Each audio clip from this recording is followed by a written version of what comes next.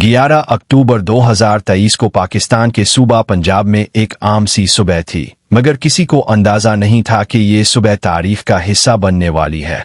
मस्जिद से बाहर निकलते हैं पठानकोट हमले के मास्टरमाइंड शाहिद लतीफ और इसका भाई। माहौल बिल्कुल मामूल का लग रहा था। अगले चंद सेकंड में जो कुछ होता है वो पूरे पाकिस्तान को हिलाकर रख देता है।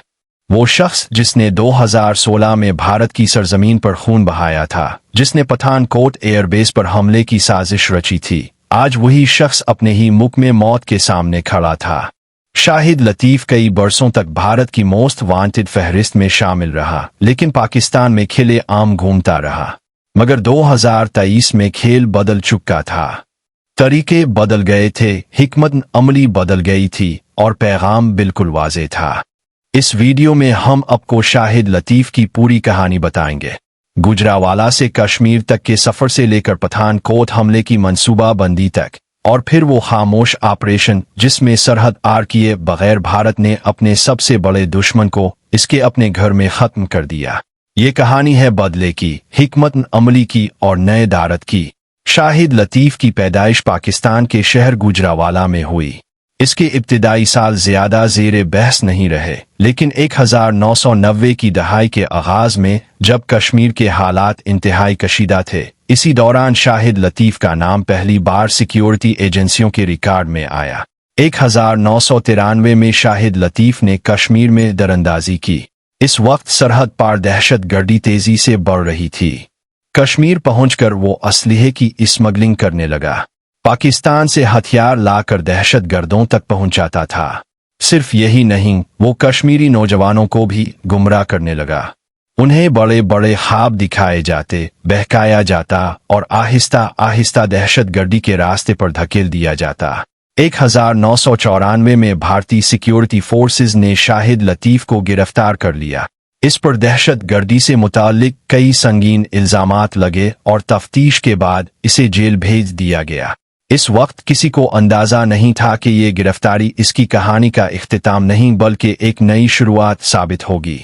भारतीय जेल में गुजारे गए साल इसकी जिंदगी के सबसे अहम साल बन गए। कैद के दौरान इसकी सोच मजीद इंतहा पसंद होती चली गई। इसी दौरान इसकी मुलाकात मसूद अजहर से हुई, जो बाद में जैश मोहम्मद नामी खतरनाक दहशतगर्द तंजीम का बानी बना। जेल के अंदर दोनों के दरमियान कुर्बत बढ़ी, तवील गुफ्तगू होती रही और यही से शाहिद लतीफ के मुस्तकबिल की रातें होने लगी। जेल ने इसे सुधारा नहीं बल्कि और ज्यादा खतरनाक बना दिया। 1999 में इंडियन एयरलाइंस की परवाज IC 814 को अगवा कर लिया गया।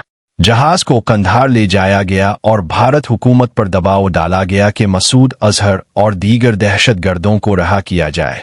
इस फहरिस्त में शाहिद लतीफ का नाम भी शामिल था, लेकिन भारत ने इसे छोड़ने से इनकार कर दिया।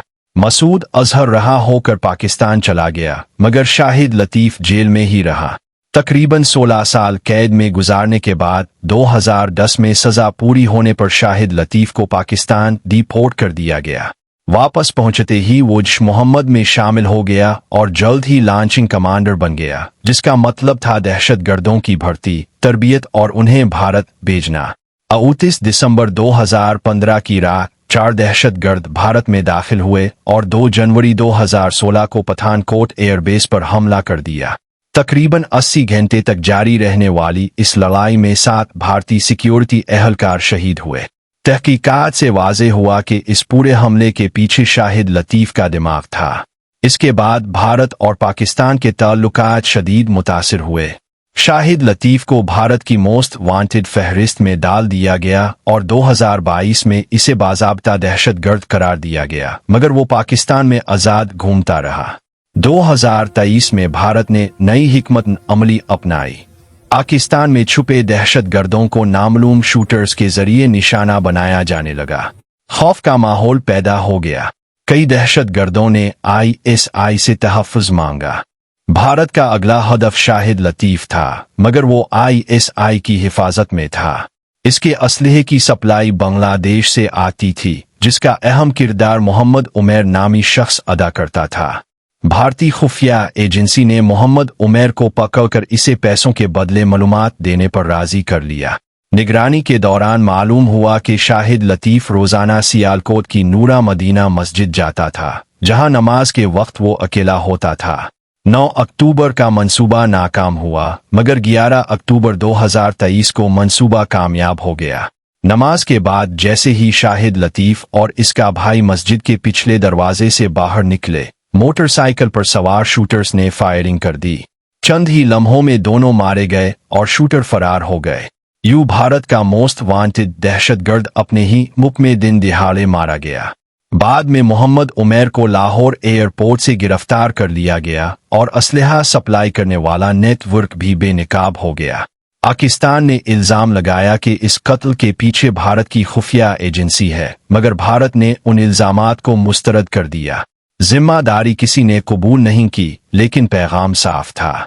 ये नया भारत है जो खामोशी से बर्दाश्त नहीं करता, बल्कि जरूरत पड़ने पर दुश्मन को इसके घर में जवाब देना जानता है।